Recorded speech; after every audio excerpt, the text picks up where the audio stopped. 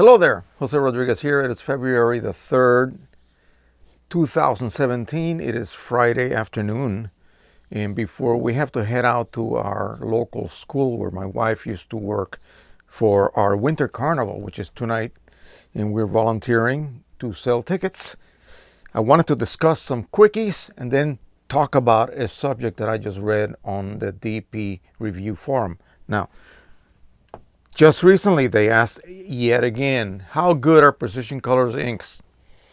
How good do they match OEM? How good are they as far as longevity?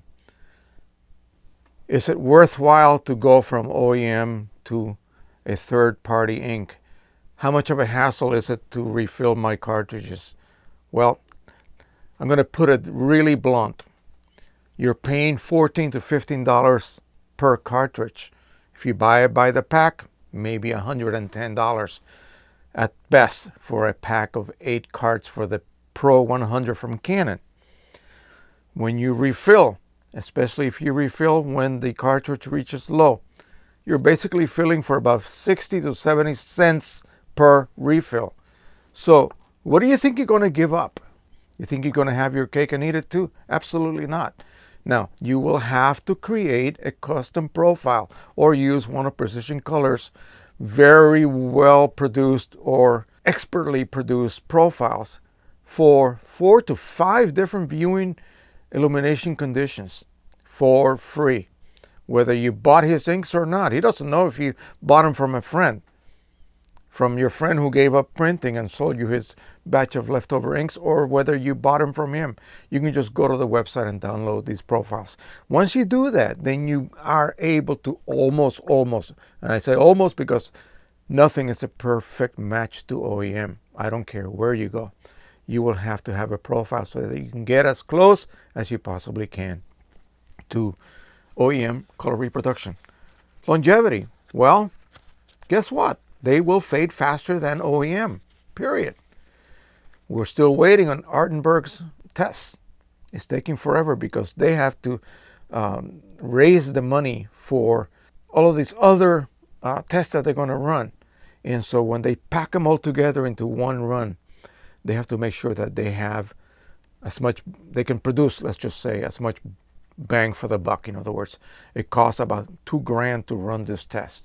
And so people have been donating $1 here, $1 there to help them run this. And they're going to be including several ink and paper printer combinations. And we will be notified once they are completely done. Now, as you may have known, if you've been watching my videos, you know that I've been doing a window test.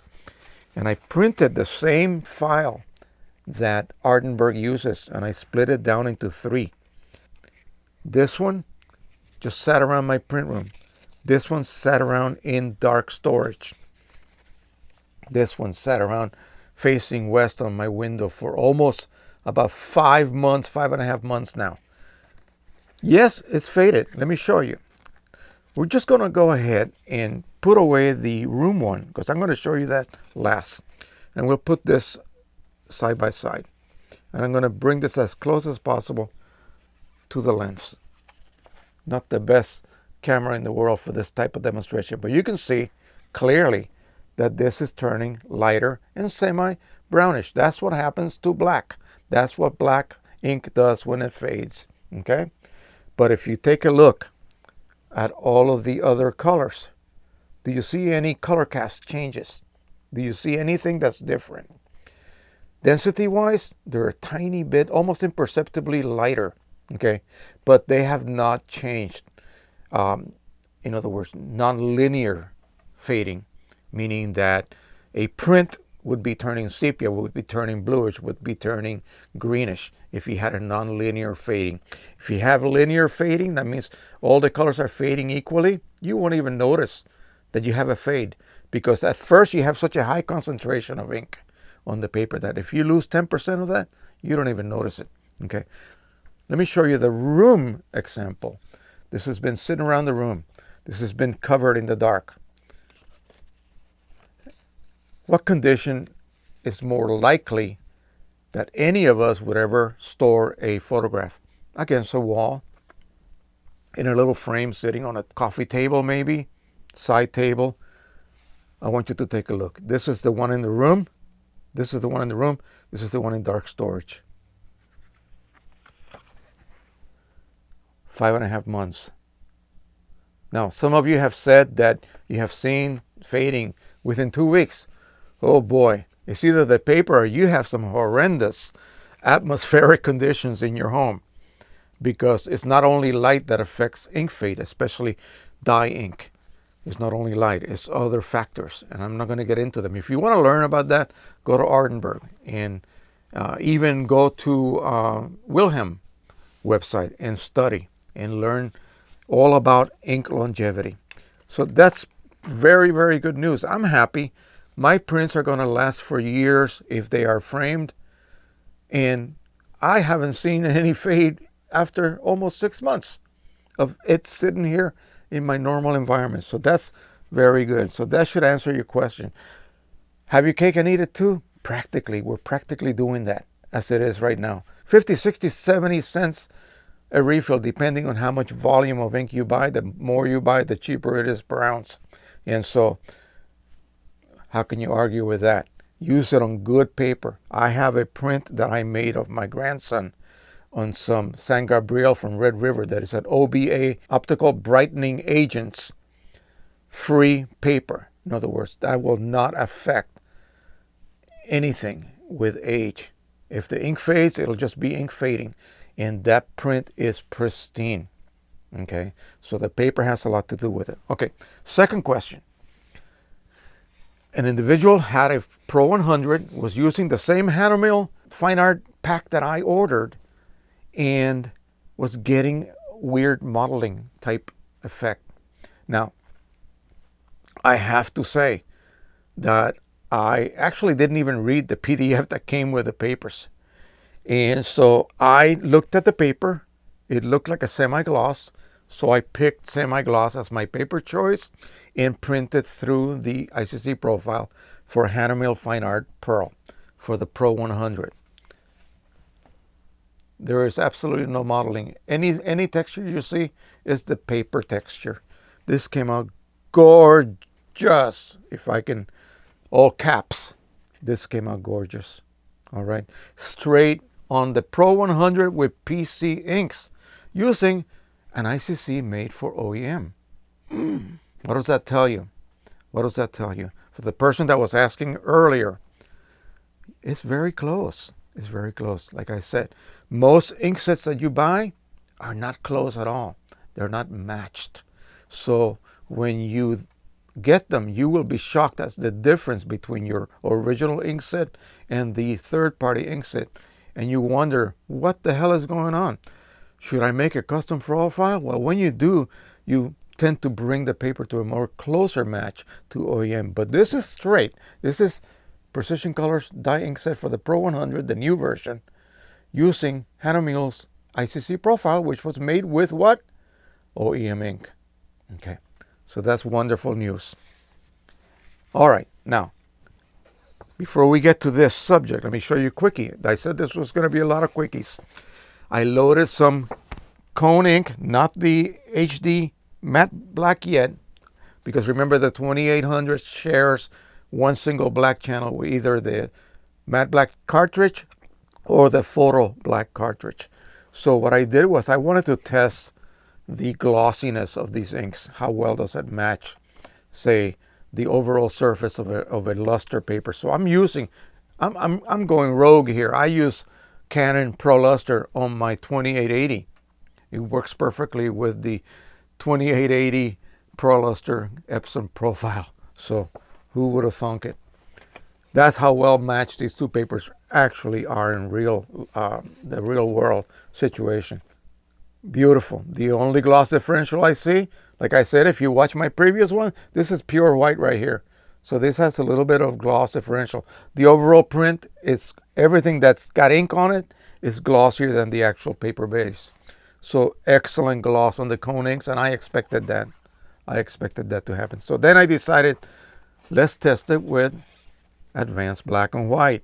Okay, and I chose the neutral setting and began with darker setting and then made a darker, or I'm sorry, I began with the dark setting and then I made it just a little bit darker using the preset darker. Okay, that's available in your driver. When you choose advanced black and white, you will see that listed.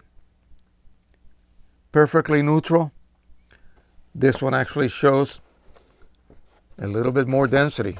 Let's put it side by side here. You see the foliage behind here? This is a little bit darker on the darker. So the settings actually work very nice. They're actually systematically darkening or lightening the image. So depending on what your taste is, or if you think that this should be a little bit lighter, then go ahead and use just the dark setting. Okay.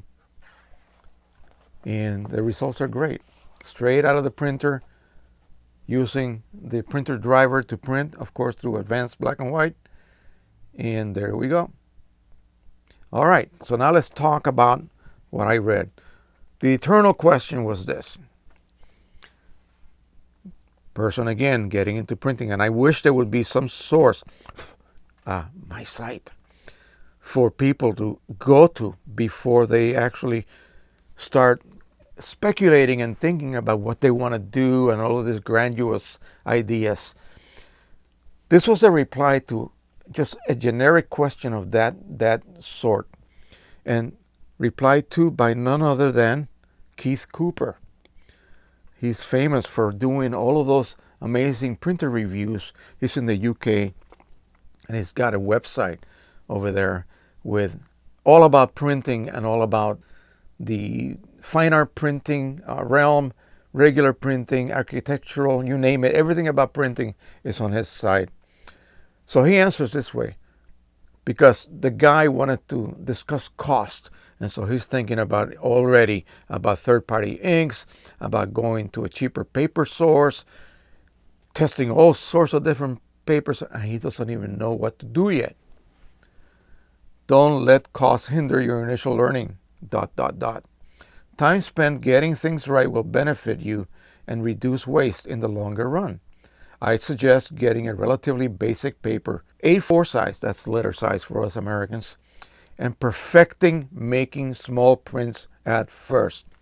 Boy, is that not what I've been saying all along? Just one basic paper to start with. Ideally, an OEM one. So, say for instance, Pro 100, the most popular Canon printer out there. Start with Pro Luster. Go to the website. Sometimes you can get buy one, get 9. Start with Pro Luster. Start with the OEM inks. Don't even think about third-party inks yet. Also, have a look for some standard test images and learn how to print them as well as you can. I always include links to them in my printer reviews. This is the Northlight Images website, by the way, you guys. I test a lot of printers, so I am often at this new toy stage and have learned the long-winded way that if I cannot get an excellent print or color or black and white test image, referring to the standard images, then I am wasting my time trying to make bigger prints of my own images.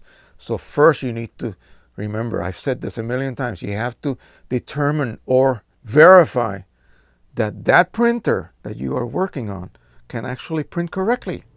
And so you need to print a standard print. That is a baseline that does not change by your editing, by your out of specs monitor, whatever, or your workflow. So I know it feels tedious, but I've seen too many people jump into printing and never quite be satisfied because they never took the time to master the basic skills needed. Symptoms of this include frantically searching for the next best paper recommendations or scouring printer reviews for better printers. No, you don't need a better printer. If you get the Pro 100 or an Epson 3880 or a P800 or the P600, any one of these new printers, they all produce outstanding, and I emphasize that, prints. Any problems? Dark prints, off-color prints, anything of that sort, assuming There's nothing wrong mechanically with the printer or the way you set it up. Guess what? It's your fault. And that's a blunt answer. But yeah, it's due to your workflow. Why? You still don't know what you're doing. And so you have to learn the basics and stay with the basics. It's like driving a car. You can't go on the freeway right away. You have to learn the basics. You have to learn how to parallel park, how to do a Y turn, how to turn right, how to turn left, how to obey the traffic lights, all of that stuff. Same thing. A pianist, play those scales over and over and over until your fingers think of it as a second nature operation, and then you can play a symphony. All right. So with printing, it's the same thing. Learn the basics. Master one single paper. That's all you have to do. Master that paper so you can do it with your eyes closed, practically. All right. Once you have that, then you can go ahead and navigate to other fancier papers, especially the ones from Hahnemuhle that cost dollars per sheet. Okay. You don't want to waste all that paper when you're still in the learning curve stage of your training. So please take that as the gospel. When I tell you that, it is the gospel. Okay. Don't get ahead of yourself, or you really will end up hating printing because you'll be frustrated, and God, you'll give it up. You might end up selling that printer to some other lucky guy. All right, so that's it. Thank you so much again for watching. Remember, I told you we hit 5,000. We are over 5,160 something. I think it's even higher today of subscribers. And I want to thank you guys for all the support. Please consider, because we survive on the income that the videos make, and the income that the videos make is based on ads. Please consider just letting the ad play. If you ever see a click on little pop-up that interests you, click on it. I also get credit for that. All right, thank you so much again. Don't forget to subscribe, share, and like. As always, happy printing, everybody. Bye-bye.